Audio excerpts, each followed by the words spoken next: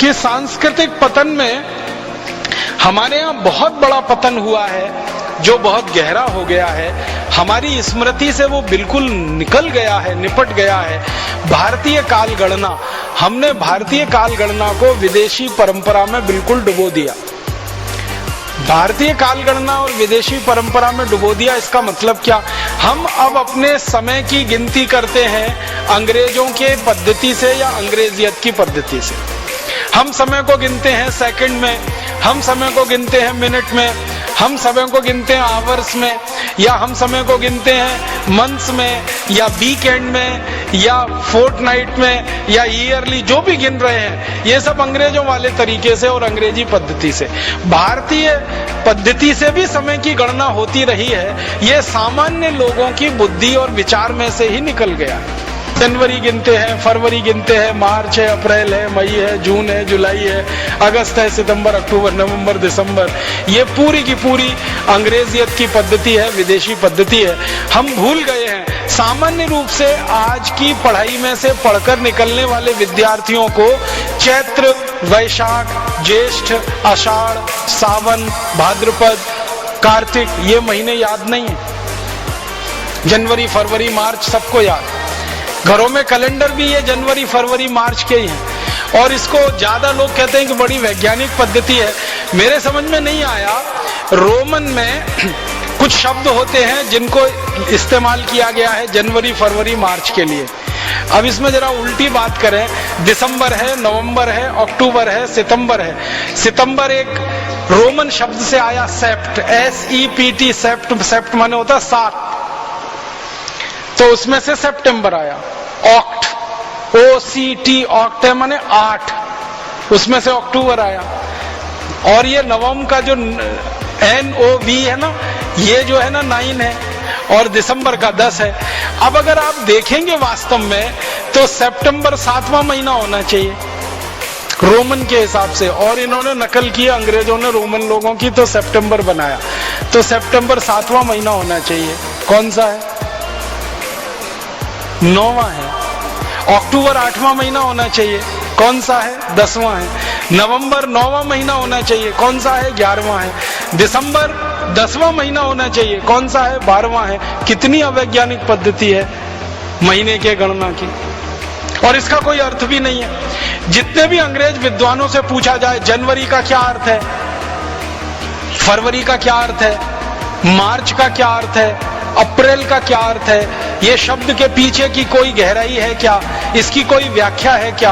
कुछ नहीं है। और हमारे यहाँ हर महीने के नाम का एक विशेष अर्थ है और उसके पीछे एक लंबी व्याख्या है। वो चाहे कार्तिक हो, चाहे भाद्रपद हो, चाहे सावन का महीना हो, श्रावणी हो, कोई भी महीना है, उसके पीछे एक विशेष विश्लेषण है और एक लंबा उसके पीछे आधार है। अगर मैं उस विषय में जाऊंगा बहुत समय खराब हो जाएगा, लेकिन अभी संकेत मात्र में कह रहा हूं कि भारतीय गणना के हिसाब से महीनों के जो नाम तय किए गए हैं ये विशेष अर्थ वाले हैं। अंग्रेजी पद्धति से जो हम नामकरण करते कोई अर्थ ही नहीं है और कोई बताता भी नहीं है उनके बारे में। और वर्षों वर्षों तक आपको मालूम है यूरोप और अमेरिका में झगड़ा होता रहा। 25 दिसंबर से नया साल शुरू हो और काफी दिनों तक वो चलता रहा। फिर झगड़े के बाद बदल के 1 जनवरी से नया साल शुरू होना बताया गया। अब 1 जनवरी से उनके यहाँ नया साल शुरू होता है, उसके पीछे का कारण पूछो, कुछ कारण नहीं मालूम है कि 1 जनवरी कोई नया साल क्यों होता है, 15 जनवरी को क्यों नहीं हो सकता, 20 को क्यों नहीं हो सकता, या मार्च में क्यों नहीं हो सकता, अप्रैल में क्यों नहीं हो सकता। वो कहते हैं कि बहुत लंबा झगड़ा था 25 दिसंबर और 1 जनवरी के बीच में, वो झगड़ा सुलझ गया, 1 जनवरी कर लिया गया। 25 दिसंबर को तो फिर भी अर्थ उनके यहाँ समझ में आता है, ईसा मसीह से जुड़ा हुआ है, लेकिन 1 जनवरी तो कुछ भी समझ में नहीं आता किससे जुड़ा हुआ है। और भारत में अगर हम नए वर्ष की बात करें तो भारत के अलग अलग क्षेत्रों में नए वर्ष मनाने की अलग अलग परंपरा है। जैसे आसाम में नया वर्ष बिहू से शुरू होता है, तो बिहू का कोई गहरा अर्थ है हमारे समाज जीवन में, हमारे राष्ट्र जीवन में। बिहू के पीछे पूरी संस्कृति है और पूरी की पूरी सभ्यता का दर्शन है, इसके लिए बिहू है और उसके साथ नए वर्ष की शुरुआत है। इसी तरह दक्षिण में हम चले जाएं तो मानते हैं कि ये दिन खास है, ये दिन खास है, उत्तर में, दक्षिण में, पूर्व में, पश्चिम में। अब ये पश्चिम भारत में गुजरात के लोगों के लिए बहुत महत्व का दिन है, दीपावली वाला। तो दीपावली के अगले दिन से वो नए वर्ष की शुरुआत मानते हैं, क्योंकि व्यापार के हिसाब से वो उनका सारा हिसाब है। तो हर जगह भारत में नया वर्ष है, वो चाहे तमिलनाडु का हो, चाहे आसाम का हो, गुजरात का हो, या हमारे इधर लोहड़ी होती है पंजाब में, लोहड़ी से नए वर्ष की शुरुआत मानी जाती है। तो सब जगह कुछ ना कुछ विशेष आधार है और उसके पीछे पूरा दर्शन है। यूरोप और अमेरिका में तो न कोई आधार है, न कोई दर्शन है, फिर भी हमने नकल करके 1 जनवरी को नया वर्ष मनाना शुरू कर दिया। और इस देश में ऐसा बेहूदगी वाला हिसाब किताब बन गया है कि 31 दिसंबर की रात को और 1 जनवरी की सुबह देश के मुंबई, दिल्ली, मद्रास, बेंगलोर आदि आदि बड़े शहरों में होटल बुक किए जाते हैं, रात भर पार्टियां चलती हैं, कान फोड़ू संगीत बजाया जाता है और पता नहीं क्या क्या सब व्यभिचार किया जाता है। वो नए वर्ष मनाने का हमने पूरा नकल करके पश्चिम से या यूरोप अमेरिका से अपने जीवन में बसा लिया। हमारे यहाँ के जो क्षेत्र के हिसाब से और हमारे देश के जाति समूह के हिसाब से नए वर्ष के जो गणन थे या जो उनकी गणनाएं थी, वो सब हम भूलते चले गए और सब कुछ हम डूबते चले गए विदेश से आए हुए इस दर्शन में। इसी में और मुझे ऐसा लगता है कि हमने भुला दिया कि इस देश की काल गणना पंचांग के हिसाब से जो चलती है वो प्रकृति के हिसाब से है और संपूर्ण वैज्ञानिक है। हमारे यहाँ भारत में ऐसे महान महर्षि और वैज्ञानिक हुए हैं जिन्होंने यूरोप से 1000 साल पहले कई गणनाएं की थी और वो गणनाएं सारी दुनिया में सत्य सिद्ध हुई। आपको मालूम है, सारी दुनिया में कहा जाता है कि पृथ्वी सूर्य के चारों तरफ घूमती है और अपने अक्ष पर भी घूमती है। ये सबसे पहले किसने बताया? मेरे जैसा कोई भी आदमी जवाब देता है, कोपरनिकस ने बताया। अब कोपरनिकस अभी हुआ 400 साल पहले दुनिया में। कोपरनिकस के जन्म के ठीक 1000 साल पहले भारतीय महर्षियों ने ये पूरी बात बता दी थी कि पृथ्वी सूर्य के चारों तरफ भी घूमती है और अपने अक्ष पर भी घूमती है। और पृथ्वी के घूमने का जो दर्शन है पूरा, जो उसकी व्यवस्था है, इसी में दिन होता है, इसी में रात होते हैं। दिन इतने समय का होता है, रात इतने समय की होती है, फिर दिन का बंटवारा किया, फिर रात का बंटवारा किया और वो बंटवारा करते करते करते करते समय को सूक्ष्मतम स्तर पर ले जाके नाप लिया।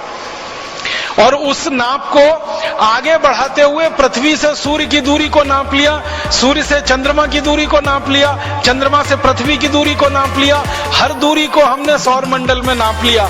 भारत के महर्षियों ने 1000 साल पहले, कोपरनिकस का जिस दिन जन्म हुआ उससे ठीक 1000 साल पहले ये भारत के लोगों को पता था।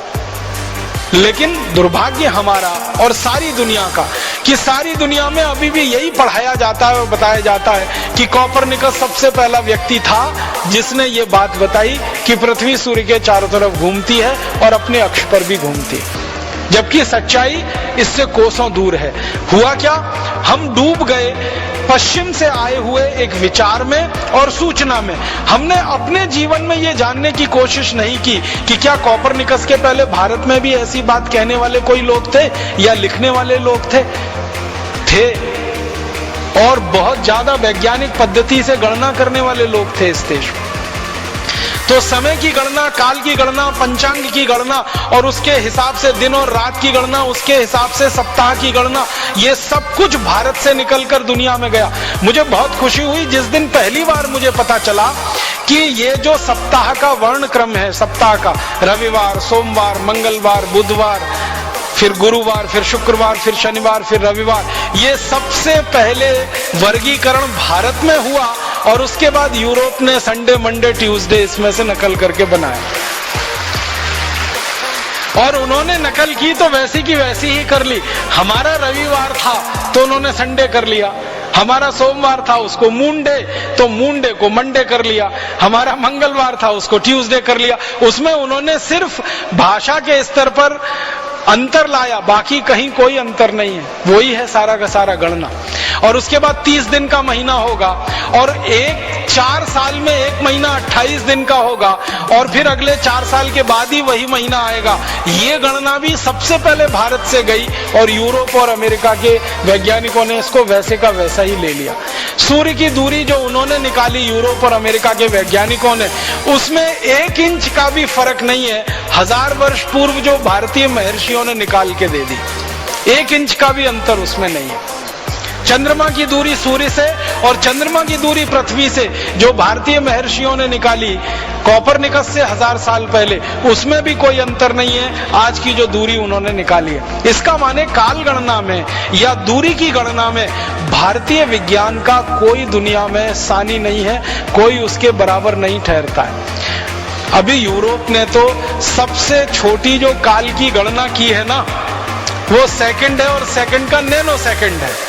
नैनो सेकंड से नीचे उनके यहाँ काल की कोई गणना नहीं है। लेकिन आपको सुनकर हैरानी होगी, भारत में नैनो सेकंड से भी कम की काल की गणना है। नैनो सेकंड से भी नीचे वो क्षण है, वो पल है, निमिष है।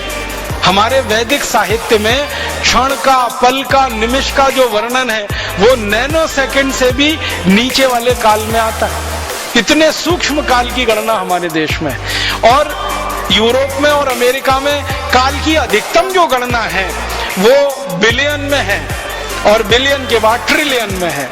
वो मिलियन पहले शुरू करते हैं, फिर मिलियन के बाद बिलियन शुरू करते हैं और बिलियन के बाद ट्रिलियन शुरू करते हैं। ट्रिलियन में माना जाता है बिलियंस बिलियन है, माने 1000 बिलियन ट्रिलियन को मानते हैं और बिलियन में वो मिलियंस के मिलियन को मानते हैं। तो ये गणना उनकी है। लेकिन जब भारत की काल गणना को वैदिक साहित्य में से निकाल कर मैंने समझने की कोशिश की तो उससे तो कई गुना ज्यादा हमारे कैलकुलेशन है। जैसे मैं उदाहरण के लिए आपको एक सरल सी जानकारी दूं, हमारे भारत में कलयुग की बात होती है, द्वापर की बात होती है, त्रेता की बात होती है, सतयुग की बात होती है। ये कल्पना तो यूरोप में किसी को है ही नहीं। कलयुग 4,32,000 साल का है, द्वापर 8,64,000 साल का है, फिर त्रेता हमारे यहाँ 12,96,000 साल का है और सतयुग हमारे यहाँ 17,28,000 साल का है। ये चारों युगों को जोड़ दिया जाए तो चतुर्युग बन जाता है। ये 43,20,000 साल का होता है और 71 चतुर्युग का एक मनवंतर हो जाता है जो 30,67,20,000 साल का होता है। और एक चतुर्युग जो है ना वो ब्रह्मा जी का एक दिन है और एक चतुर्युग ब्रह्मा जी का एक रात है। इतने लंबे कैलकुलेशन करोड़ों करोड़ों साल के, और हमारे मन में कितना वो रच बस गया है काल की गणना का कि अक्सर यहाँ यज्ञ होता है, उस यज्ञ में संकल्प पढ़ा जाता है और वो संकल्प भारत में हजारों हजारों लाखों लाखों लोग सामान्य रूप से पढ़ते रहे। वो सारा संकल्प अगर ध्यान देंगे तो काल की गणना ही है। कान में जो शब्द पढ़ते हैं वो सारे के सारे काल की गणना के ही शब्द हैं। तो संकल्प बोला जाता है यज्ञ के समय, और यज्ञ करना इस देश में हजारों वर्षों तक सामान्य लोगों की दिनचर्या में शामिल रहा है। तो हजारों वर्षों तक सामान्य लोग दिनचर्या में संकल्प बोलते रहे हैं, माने काल की गणना करते रहे हैं, क्षेत्र की गणना करते रहे, स्थान की गणना करते रहे। क्योंकि जब हम यज्ञ करते हैं तो स्थान का नाम होता है, क्षेत्र का नाम होता है, राज्य का नाम होता है, फिर देश का नाम होता है, फिर शायद सारी दुनिया में देश का एक छोटा सा हिस्सा है उसका नाम होता। तो ये सब कुछ हमारे यहाँ सामान्य रूप से हर व्यक्ति के लिए उपलब्ध रहा हो। अब उस देश में सामान्य रूप से हर व्यक्ति के लिए जनवरी फरवरी मार्च तक सीमित हो जाए सारा समय गणना, या जनवरी फरवरी मार्च के बाद उनका फोर्टनाइट और वीक में सिमट जाए, तो ये बहुत दर्दनाक और अफसोस की बात है।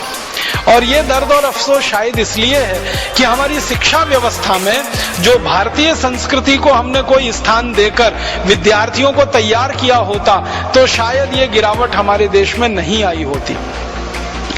अंग्रेजों के समय में जो शिक्षा पद्धति आई, अंग्रेजों ने अपने हिसाब से भारतवासियों को तैयार किया और उनको भारतवासियों को तैयार करने के पीछे एक ही मकसद था कि भारतवासी अंग्रेजी शासन और भारत के गुलाम लोगों के बीच में एजेंट का काम कर सकें।